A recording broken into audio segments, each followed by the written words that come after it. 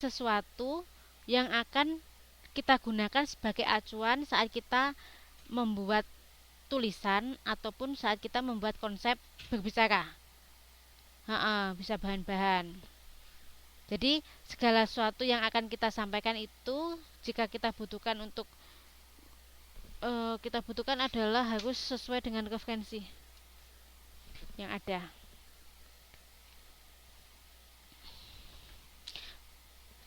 Tahu ya Mas Yuda maksudnya. Seperti kata Mbak Uswatin, dia bisa dari beberapa sumber, dari buku, dari majalah, dari mana saja. Kemudian kerangka berfungsi untuk membimbing arahan pembicara. Kemudian dalam kerangka, pembicara dapat mengatur keluasaan atau kedalaman gagasan yang diuraikan sehingga uraiannya terfokus pada satu pokok pembicaraan. Kemudian topik yang telah ditentukan dipecah-pecah menjadi beberapa subtopik yang menunjukkan hubungan bagian. Ini. Jadi kerangka-kerangan itu juga bisa berfungsi sebagai batasan. Batasan sampai di mana sih topik yang akan kita bicarakan. Jadi dengan adanya kerangka ini diharapkan saat kita melakukan kegiatan berbicara atau menulis kita sudah punya patokan. Jadi yang kita lakukan itu tidak terlalu melebar jauh dari apa yang sudah kita konsepkan sebelumnya. Dalam hal ini kita kan berbicara. Jadi pembicaraan kita tuh nggak melebar, nggak ngalor ngidul gitu kalau kita sudah punya kerangka berbicara. Kemudian yang kelima yaitu berlatih. Setelah semuanya siap, kita juga perlu berlatih. Berlatih di sini ada dua cara, yaitu yang pertama berlatih secara mandiri dan yang kedua berlatih dilakukan dengan meminta bantuan orang lain. Kalau secara mandiri ini berarti dia berfungsi ganda sebagai pembicara dan pengamat. Jadi bisa juga dilakukan di depan kaca atau di mana saja atau direkam atau di mana aja. Kemudian untuk berlatih dilakukan dengan meminta bantuan orang lain, di sini orang lain dapat berperan sebagai pengamat atau pendengar. Oke, kemudian sudah di sini ada pertanyaan kah?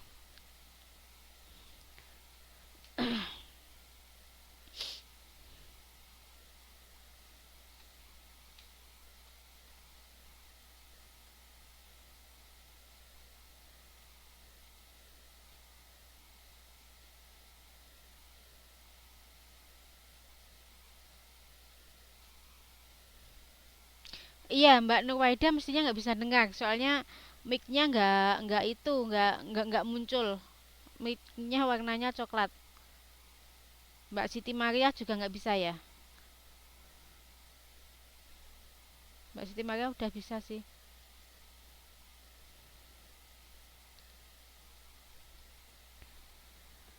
Kemudian yang kedua yaitu penyusunan kerangka. Penyusunan kerangka ini akan dibagi menjadi beberapa hal, yaitu pembuka, di mana pembuka ini terbagi menjadi beberapa subtopik juga, yaitu doa pembuka jika kegiatan berbicara berkaitan dengan masalah keagamaan, kemudian latar belakang masalah yang berkaitan dengan pembahasan, dan yang ketiga adalah tujuan. Kemudian yang kedua setelah pembuka yaitu pembahasan pokok pembicaraan. Di sini merupakan inti dari pembicaraan dan kemampuan berbicara diuji. Kemudian yang ketiga yaitu penutup. Di penutup ini adalah hal-hal yang diungkapkan adalah simpulan dari seluruh uraian. Oke. Kemudian kegiatan yang ketiga setelah tadi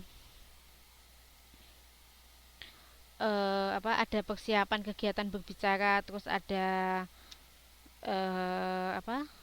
pelaksanaan kegiatan berbicara, dan yang ketiga adalah evaluasi. Evaluasi ini dilakukan untuk mendapatkan masukan tentang kegiatan berbicara yang telah dilakukan seseorang. Kemudian penilaian dapat dilakukan secara mandiri atau dengan bantuan orang lain.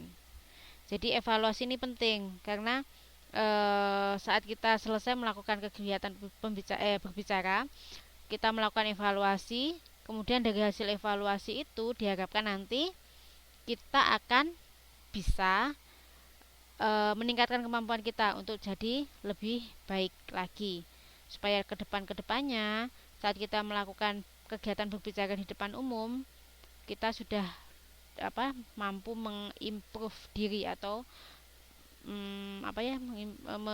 mengimprove diri itu lebih baik, maksudnya yang kita lakukan akan lebih baik dari sebelumnya.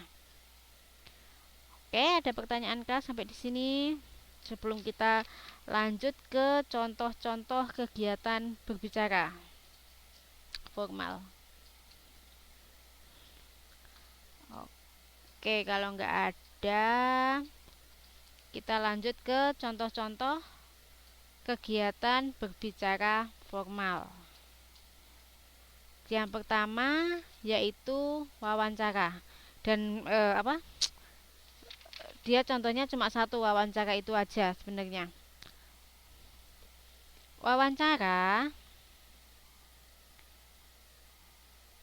merupakan bagian dari aktivitas seorang mahasiswa. Wawancara sebagai salah satu bentuk kegiatan berbicara digunakan mahasiswa dalam keperluan penelitian.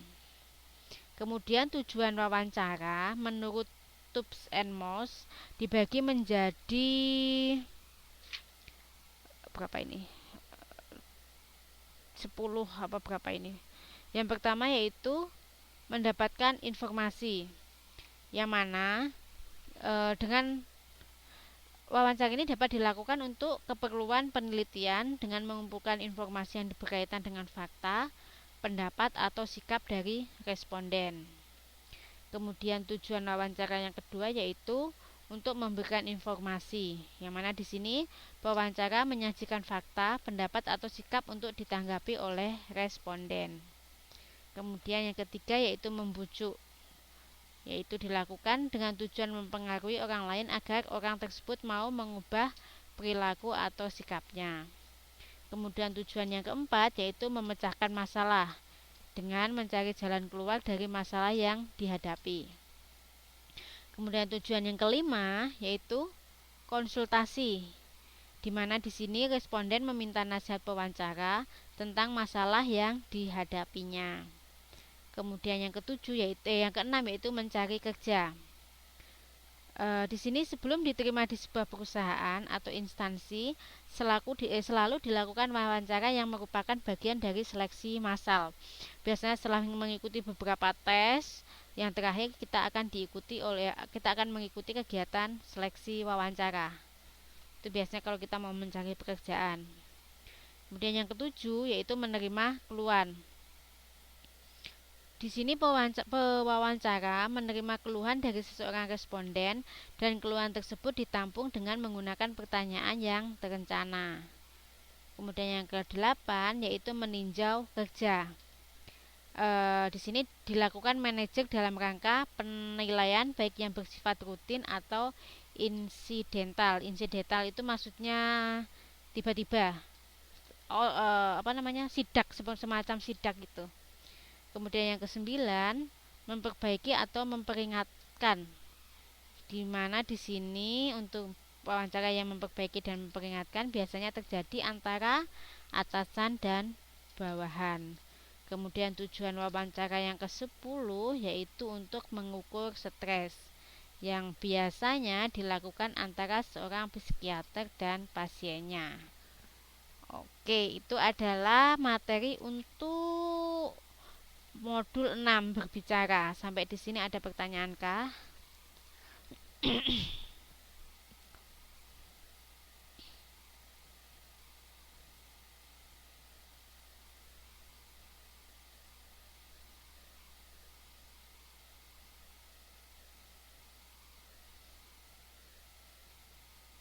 Sebelum kita lanjut ke modul yang ke-7, ada pertanyaan kah?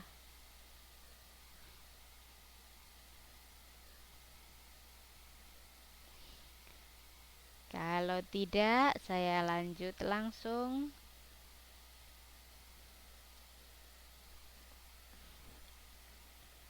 Oke, kalau begitu tak lanjut ya. Mana tadi?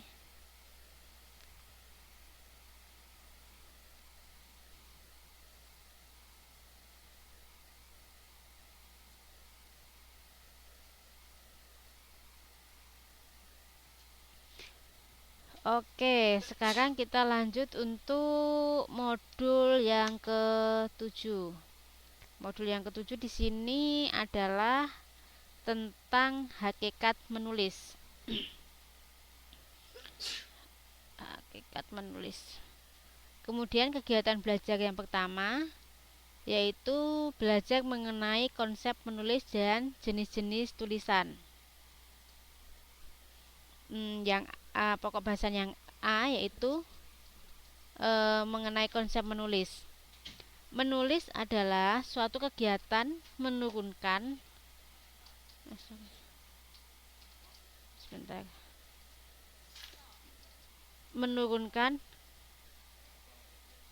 atau melukiskan lambang-lambang grafis dari suatu bahasa yang disampaikan kepada orang lain atau pembaca, sehingga orang lain atau pembaca itu dapat membaca dan memahami lambang-lambang grafis tersebut sebagaimana yang dimaksudkan oleh si penyampai atau penulis. Kemudian Lado pada bukunya Tarigan pada tahun 1983 di halaman 21 menulis merupakan suatu representasi bagian dari kesatuan-kesatuan bahasa. Kemudian kegiatan menulis itu mengusung berbagai tujuan dan keperluan yang bermana untuk tujuan penulis akan dapat dicapai jika penulis mempunyai kemampuan mengekspresikan apa yang hendak disampaikan itu dengan baik. Kemudian kiat menulis yang jitu, pemilihan kata diksi yang tepat dan piawai menyusun kata-kata dan kalimat-kalimat. Jadi kalau kita ingin menjadi penulis yang jitu, yang pintar, berarti kita harus pandai memilih kata dan piawai dalam menyusun kata-kata atau kalimat.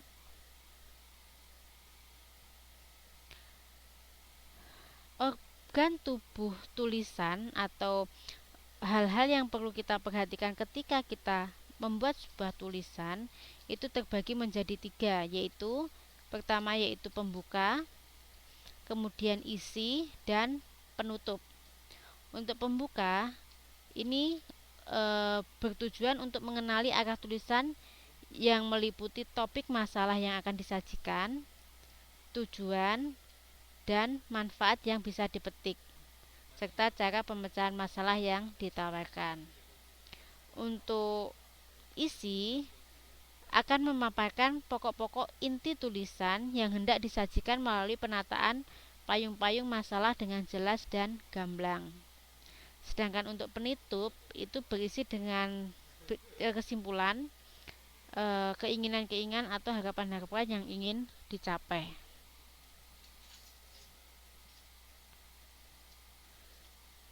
Sedangkan untuk jenis-jenis tulisan, jenis tulisan itu dibagi menjadi 2, yaitu jenis tulisan fiksi dan non-fiksi. Untuk tulisan fiksi adalah tulisan yang bersifat imajinatif, yang mana penulis atau pengarang tulisan fiksi menggunakan kekuatan atau daya imajinasinya ketika menulis.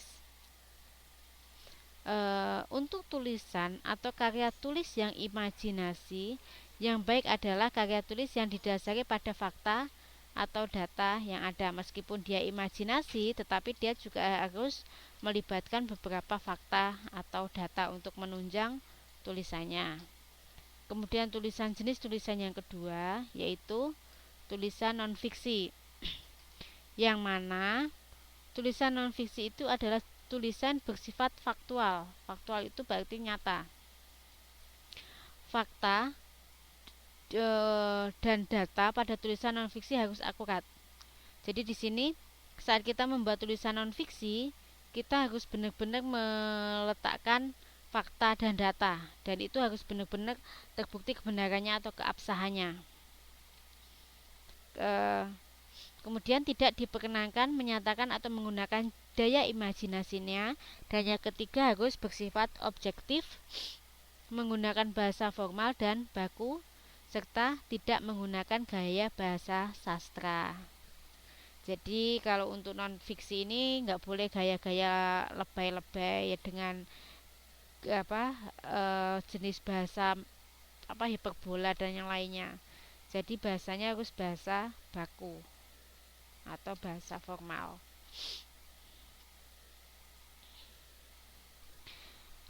Kemudian yang ketiga, kita akan berbicara masalah kalimat efektif.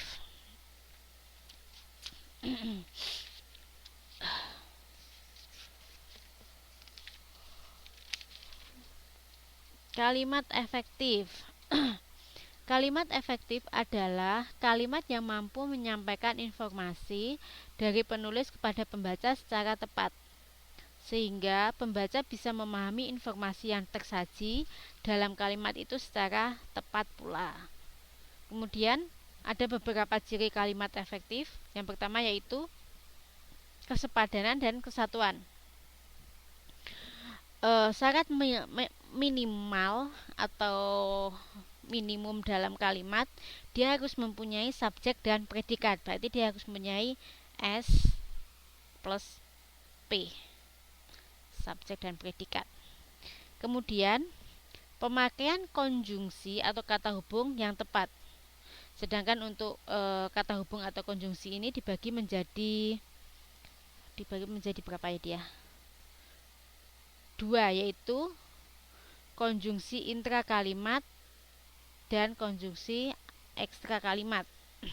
Untuk konjungsi intra kalimat ini berfungsi menghubungkan kata dengan kata lain dalam sebuah frase atau menghubungkan satu klausa dengan klausa lain dalam satu kalimat. Sedangkan untuk konjungsi antar kalimat, dia berfungsi untuk menghubungkan kalimat yang satu dengan kalimat lain dalam sebuah paragraf. Kemudian yang kedua yaitu kesejajaran bentuk.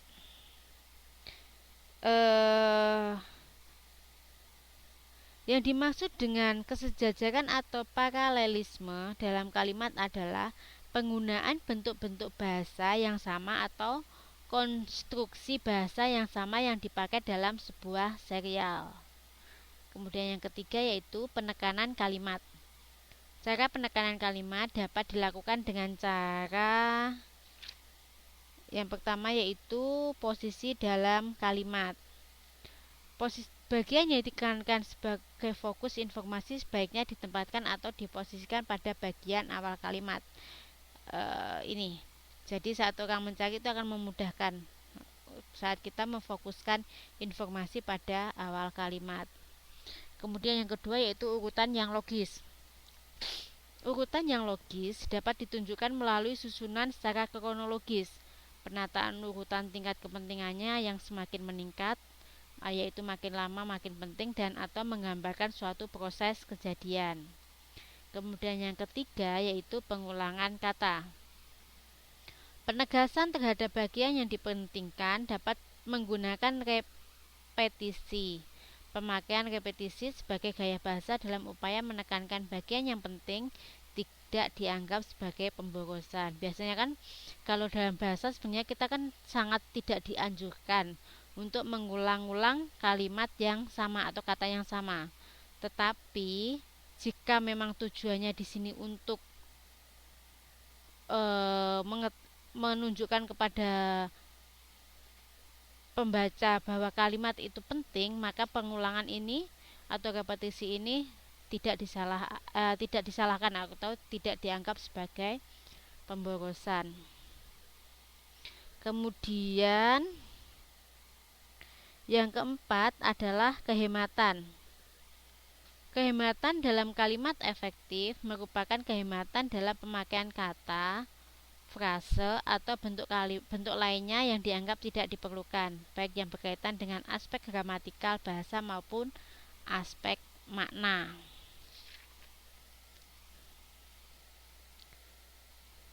Kemudian unsur yang harus dipenuhi dalam memenuhi unsur kehematan, yang pertama yaitu pengulangan subjek kalimat. Pengulangan yang dipandang tidak memperjelas maksud kalimat tergolong ke dalam kemubaziran. Yang kedua yaitu hoponomin, yang mana hoponomin adalah kata yang ruang lingkup maknanya mencakup hal-hal umum dan menyangkut aspek-aspek yang lebih luas. Dan yang ketiga yaitu pemakaian kata depan dari dan dari mana, dari dan daripada. Kata daripada berfungsi untuk membandingkan suatu benda atau hal dengan benda atau hal lainnya. Kemudian selanjutnya untuk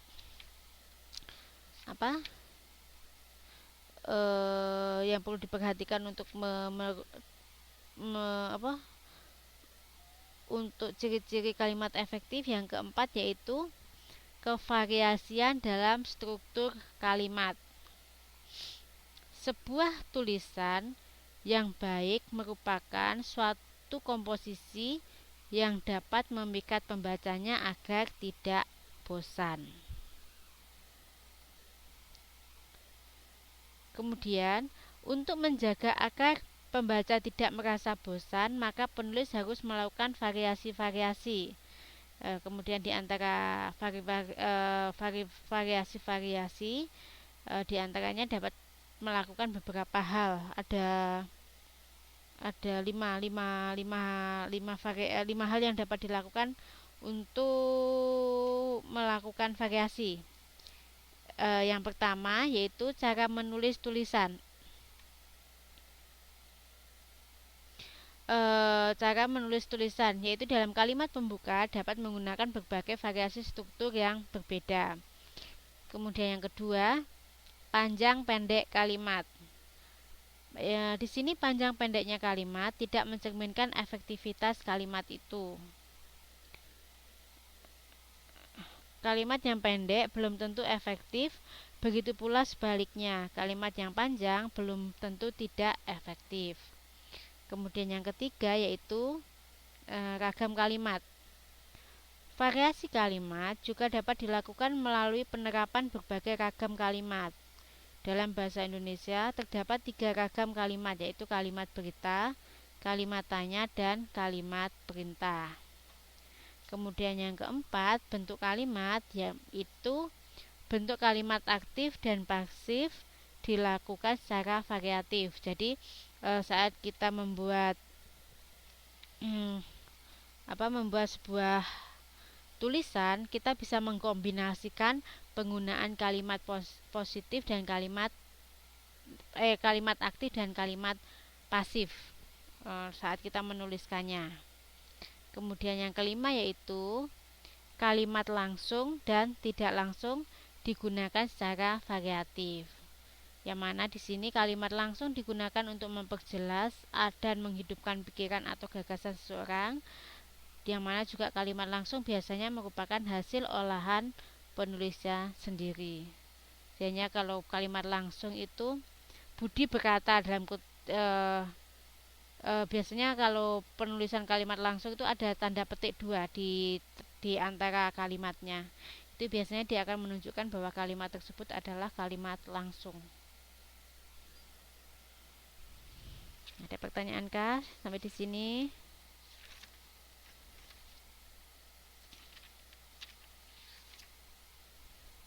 Sebelum kita lanjut ke modul yang kedua tentang pengembangan paragraf.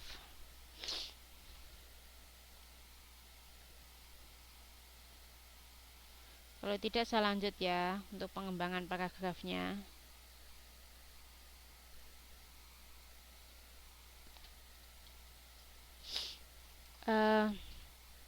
Untuk pokok bahasa yang A, kita akan membahas masalah pengertian tentang paragraf. Paragraf merupakan inti penuangan buah pikiran dalam sebuah karangan. Paragraf terkandung sebuah pikiran pokok yang didukung oleh satu atau beberapa kalimat penjelas. Kalimat-kalimat dalam paragraf berfungsi sebagai kalimat pengenal, kalimat inti, kalimat penjelas, hingga kalimat penutup. Kemudian, paragraf didukung oleh unsur-unsur tertentu dengan fungsi-fungsi yang berbeda. Unsur-unsur itu disebut dengan gagasan utama dan gagasan penjelas, yang mana kemudian gagasan bersinonim dengan pikiran dan ide, dan kata utama bersinonim dengan pokok, sentral atau inti. Gagasan utama sering juga disinonimkan dengan ide utama, ide pokok, ide sentral, gagasan pokok, gagasan inti, pikiran utama, pikiran pokok, dan lainnya. Sedangkan untuk istilah gagasan utama adalah gagasan yang menjadi dasar pengembangan sebuah paragraf. Gagasan utama yang eksplisit biasanya dijumpai dalam jenis paragraf deduktif, induktif, dan campuran. Sedangkan untuk gagasan yang implisit biasanya dijumpai dalam jenis paragraf deduktif. Gagasan penjelasan adalah gagasan-gagasan pendukung yang berfungsi menjalankan gagasan utama. Kemudian kita di sini ada istilah deduktif, induktif, campuran, dan deskriptif. Kemudian kita akan di bab yang selanjutnya kita akan membahas mengenai pembagian dan syarat-syarat pengembangan paragraf. Di sini nanti akan muncul istilah narasi, deskripsi, eksposisi, argumentasi, dan persuasi. Yang pertama, untuk jenis paragrafnya kita mulai dari jenis paragraf narasi. Paragraf narasi ini yaitu jenis tulisan yang menceritakan atau mengisahkan suatu peristiwa dengan tujuan agar pembaca seolah-olah mengalami kejadian yang diceritakan. Jenis tulisan ini sering disebut juga tulisan kisahan. Berarti narasi itu menceritakan. Intinya berarti kalau ada narasi berarti dia bercerita atau menceritakan. Kemudian jenis paragraf yang kedua yaitu deskriptif, yaitu jenis tulisan yang menggambarkan atau melukiskan suatu objek dengan sejelas-jelasnya agar pembaca memiliki daya bayang tinggi, merasa seolah-olah melihat sendiri objek yang digambarkan atau dilukiskan itu dengan mata kepala sendiri. Jenis tulisan ini sering juga disebut tulisan lukisan. Jadi kalau deskripsi itu yaitu penggambar atau melukiskan di sini.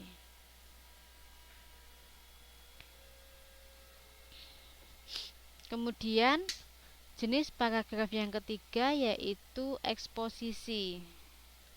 Jenis tulisan yang memaparkan atau menjelaskan sejumlah pengetahuan atau informasi dengan tujuan agar pembaca mendapatkan pengetahuan atau informasi tentang sesuatu itu dengan jelas.